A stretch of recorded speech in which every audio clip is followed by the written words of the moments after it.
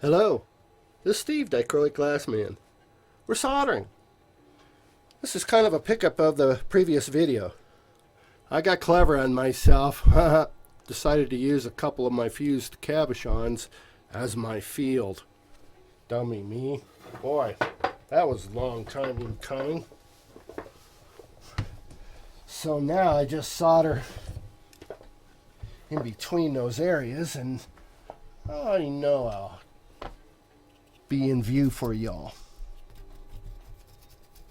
I'm fluxing for the first time in the area within these dichroic cabochons that I make. It's another thing that I do. I love fusing dichro. Hope to have some new videos coming up. I'm going to do a really dynamic earring fusing lesson plan. Quite a bit different than what you might think. Okay, fluxing it up. This flux, even though it's paste, it's really cold today, and so spending a little bit more time putting flux on. Move the camera angle from the last video. I think this might give me a different vantage point. Gotta move my plug down here. Okay, I'm good to go. Okay, I need a little bit. Hopefully we're in the same field. Okay, when I pick up where I left off, I don't start at the end, by the way. Because what it does is it leaves a pucker of the solder pulls a little bit from its neighbor when you drop it, and then it takes its own with it. It's kind of a stingy little thing when you start and stop solder, when you really look at it, how it creates that gap. So, in order to play ahead of that game of the iron pulling solder up from behind itself, you need to gauge that. Be aware of what that level looks like. If you can do that and stay ahead of that little range, that it could be a ½ an inch or a quarter of an inch, you'll know what I mean. Won't be a ½ an inch, silly me, quarter inch to an eighth of an inch. Then you'll be able to create seamless soldering by doing that. Because of my soldering angle and the camera and everything, it's a little weird for me to be dapping my solder line, but I'm at a contorted angle just to do this video. Whine.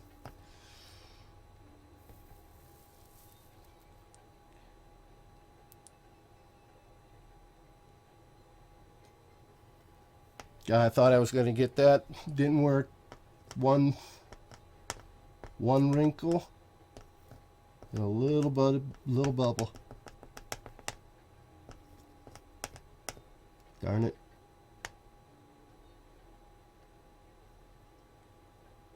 That's what I wanted. Perfect. Okay, I'm swapping out irons. Remember, pick up a method. Just taking the melted flux, moving it around. It's great flux. Take advantage of it. Use it to your benefit. You're not going to draw it all the way over to the other side of the window. It doesn't work like that. Just in the surrounding area. Wow, got a good bead there. Pretty good run. Swapping out the iron. It just doesn't have the comeback.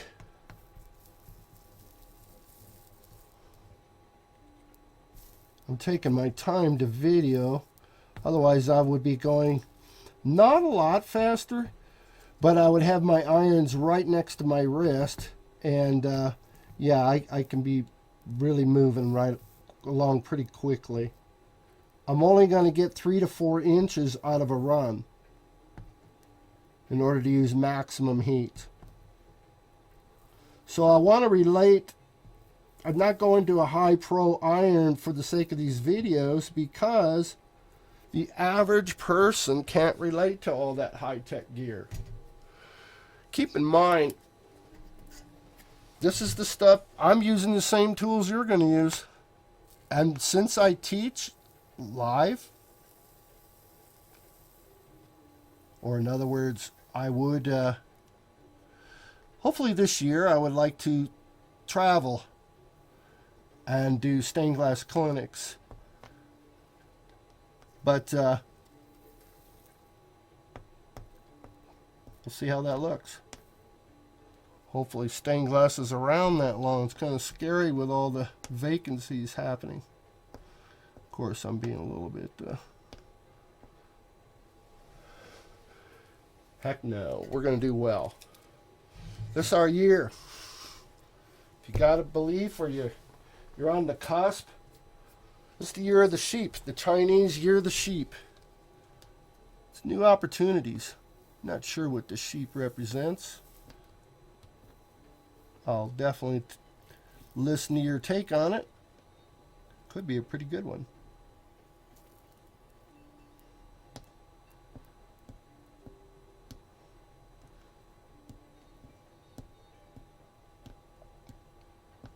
Connecting the dots. And if you just dap it. See, another thing too is I'm using the light to my advantage. I'm seeing an angle or a glare that you're not seeing. I'm almost 100% colorblind. I know enough of that. But let's get through what that might even look like. Since we can't agree on this, that I'm seeing what you're seeing, and there's no way of ever saying right and wrong other than a colorblind test, which to me is pretty elementary. I'm 87% colorblind. So if a person decides, like Stevie Wonder and all the greats, Ray Charles, we adapt to a different system of sensory. Thank goodness I'm not blind and thus, but I feel color in other ways, and color gets emotional for me. I ran into synesthesia as an interpretation, good gosh, 10 years ago, and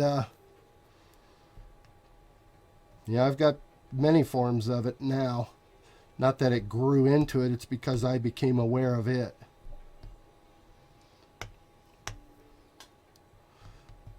Through a series of awakenings, literally from a car wreck, a substantial head-on accident, to a couple pretty good little...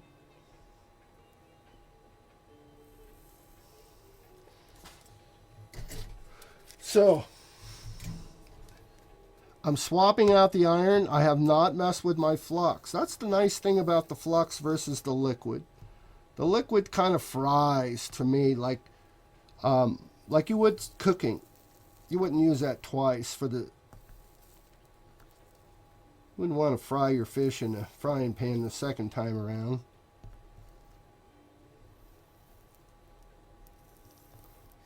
Or go from fish to chicken or chicken to fish, so... Okay. These irons take a little, same flux, take a little getting used to.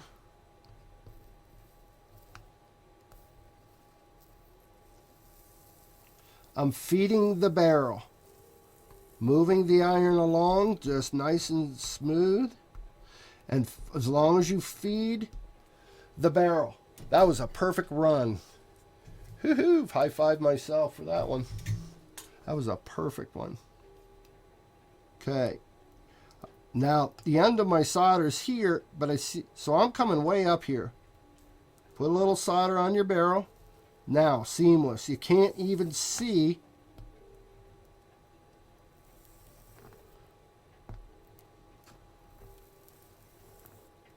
There. Can't even tell where I started or stopped.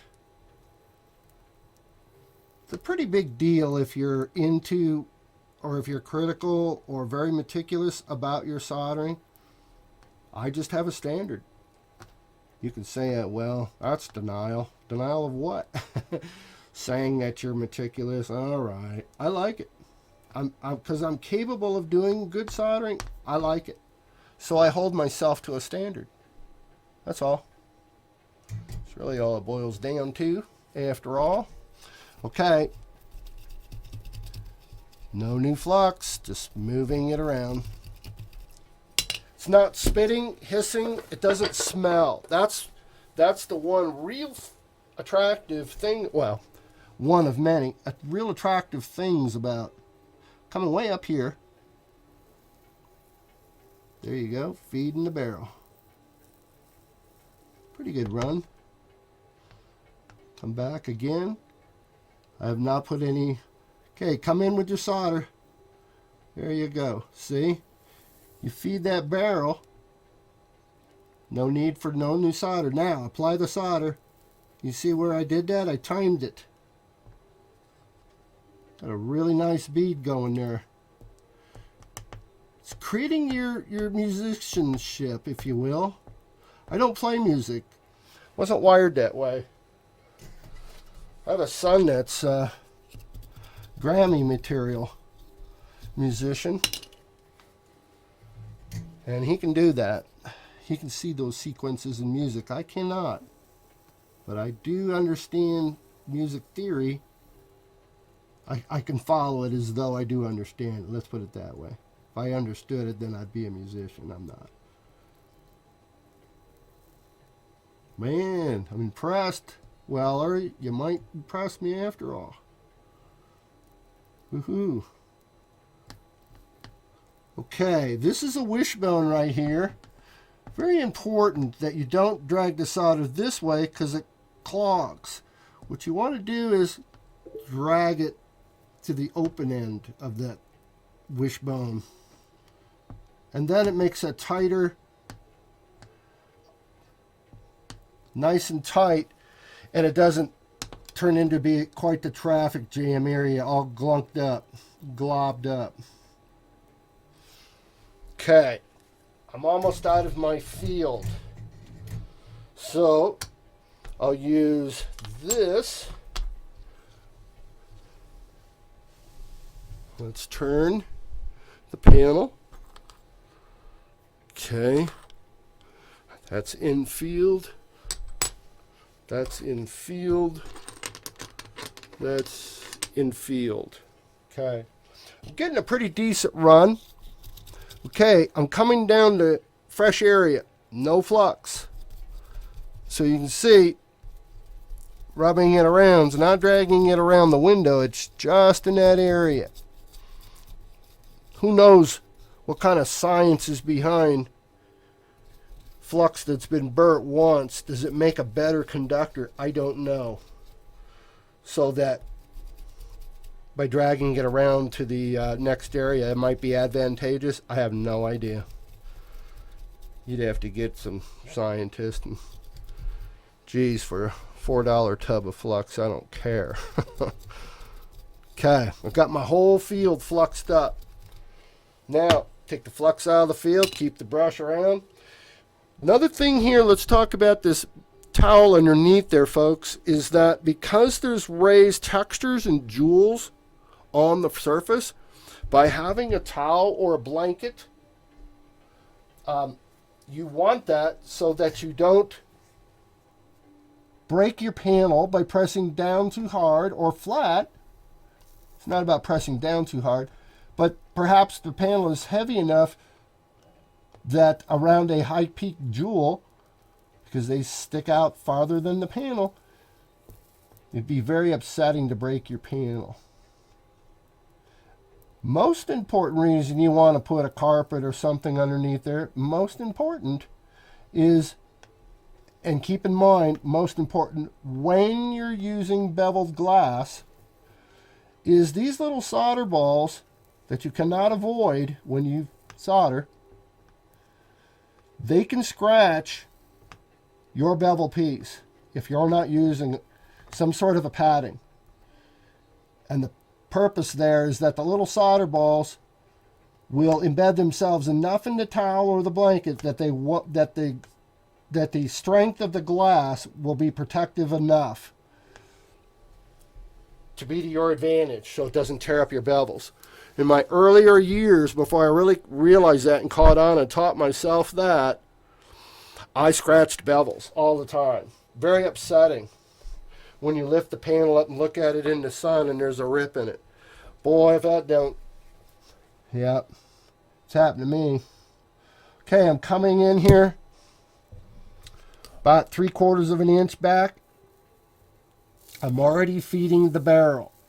Seamless. Okay.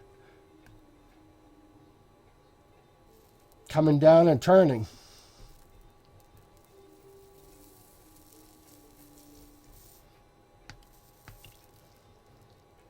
Turning. Don't start and stop in the intersection if you can help it. Go through it and make a turn. Sounds kind of funny. Whatever trick works. The silliness to it, don't worry about it. It's in your head. You're not going to be doing your own YouTube videos. Don't let your wife nag you if you're talking out loud and talking about taking turns in your in your solder, though. Yelling out loud, I'm taking a turn in my soldering while you're sleeping. So, no, hopefully that doesn't happen. Okay, getting off track here. Got a really good, decent run out of this welder. I'm starting to get impressed. Maybe there's a break-in period. Swapped out irons. I'm just telling you out loud. Reason I'm swapping out to you guys is because my room isn't quite up to 70 yet, 68. And the iron's working overtime is the point. It's working to combat, to fight room temperature, and also to heat up to a performance level. So it's really being pushed. It's being maxed is the point. So only getting a short distance is not a big deal. If this was a hot sunny day, of course I wouldn't be working in the sun, but if this was a really nice warm day, the solder is going to flow easier. It's a more cooperative feel. So a lot of people that'll be watching this video or YouTube for the very first time and not realizing how intricate stained glass is, the beauty of it, and for me it's the mechanics of it that really thrill me. I've made so many windows, and one thing that I would have to say that I've evolved on is my craftsmanship, is my ability, because that's what I love doing. I love the mechanics of it. I'm almost 100% colorblind. I'm not doing those tropical scenes that a lot of people can do. And I don't want to copy somebody else's experience. So that's why I developed the Genesis glass system. It's a system of extreme accuracy. But it completes that need in me to be able to do something. I don't know how many colorblind stained glass people there are. I hope to hear from some of them in my videos. Maybe I should speak about colorblind more. Hopefully I'm going to lead a torch for us guys. If you're colorblind, don't let it hinder you. I could tell you what I felt in a different environment than an open public forum, but it took a lot to overcome my feeling of not being capable of doing this. I struggled with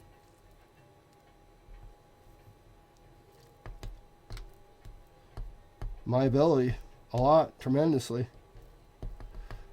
In the color category, I was growing by leaps and bounds through my mechanical abilities and inventing methods. I've never had a glass class, a lesson, and so I've developed a lot of methods and skills along the way by being aware of the mechanics. Tremendously gifted people out there. Don't know the big names, but Randy Beaver comes to mind. Just mind-blowing. Just phenomenal. Another lady I know named Tappy. She's one of the most gifted color people I've ever seen. I don't have that ability, but I'd sure like to work in a shop where I was told, where I could learn how to work with colors with other people. That would be really fun. But I do something different. It fulfills a tremendous need. When you do a lot of symmetry and you're creating organization, if you're really a symmetry disciplined kind of person, I'd say you probably have fairly good organizational skills, because to me symmetry is just creating compartments where the left matches the right or something. It means you have some sort of ability to... I'm taking that flux, which is really nice and flowing well, using it to my advantage, because right here this was not done previously. Moving pretty well on this piece. I'm impressed. The welders are starting to, or the room is, maybe it's because of the room is complying. You know, the temperature's raising. But the welders are doing pretty good. The welders. It's kind of like the Nelsons next door. We're talking the Wellers replaced them. Okay, Wilma. Okay, getting a pretty good bead. Once or twice, obviously, is the optimum. I'm coming down, taking that fork in the road, and always go that way. Do not go the opposite way. You'll see how solder naturally wants to bundle. It wants to bundle itself, gather itself in those intersections. So there's quite a little science behind soldering for me. And other folks, you know, it's up to you to see if that feels right for you, if that resonates with you.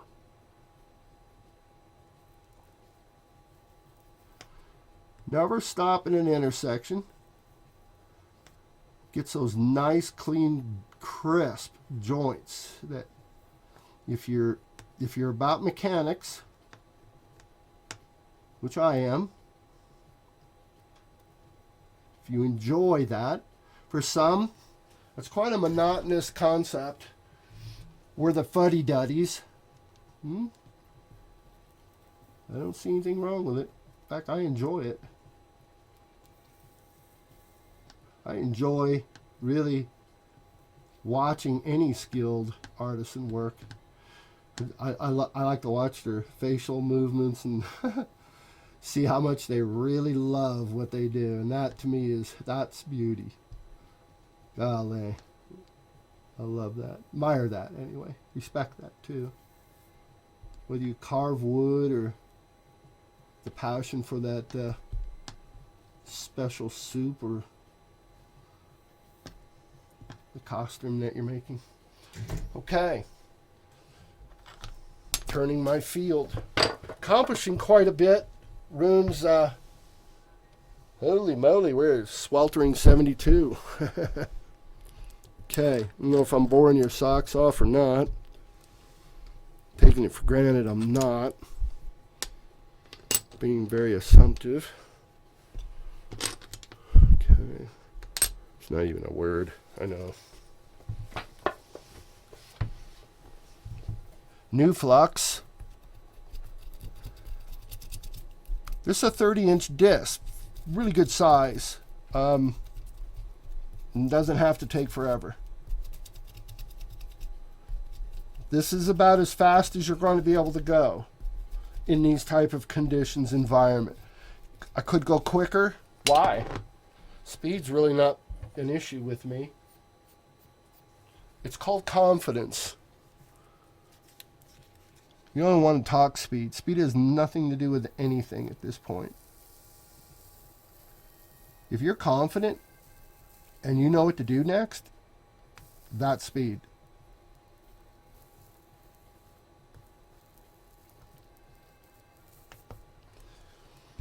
Well, have a great day. I'm going to turn this video off at this point.